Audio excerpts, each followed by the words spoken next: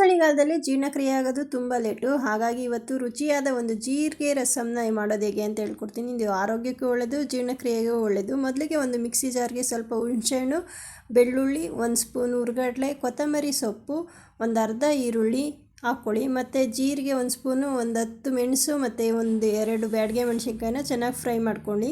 ಅದನ್ನು ಕೂಡ ಮಿಕ್ಸಿ ಜಾರ್ಗೆ ಟ್ರಾನ್ಸ್ಫರ್ ಮಾಡ್ಕೊಳ್ಳಿ. ಸ್ವಲ್ಪ ನೀರು ಸೇರಿಸ್ಕೊಂಡು ತರ್ತರಿಯಾಗಿ ರುಬ್ಕೊಳ್ಳಿ.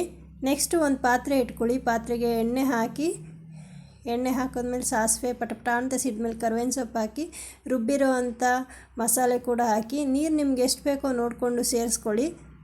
ಆ್ಯಕ್ಚುಲಿ ರಸಮ್ಗೆ ಸ್ವಲ್ಪ ತೆಳ್ಳಗಿದ್ರೇ ಒಳ್ಳೆಯದು. ನೀರನ್ನ ನೋಡಿಕೊಂಡು ಸೇರಿಸ್ಕೊಳ್ಳಿ. ಈಗ ರುಚಿಗೆ ತಕ್ಕಷ್ಟು ಉಪ್ಪು ಹಾಕ್ಕೊಳ್ಳಿ.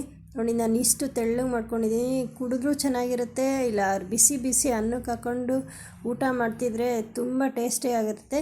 ಈ ವಿಡಿಯೋ ನಿಮ್ಗೆ ಇಷ್ಟ ಆದರೆ ಲೈಕ್ ಮಾಡಿ, ಶೇರ್ ಮಾಡಿ, ಕಮೆಂಟ್ ಮಾಡಿ.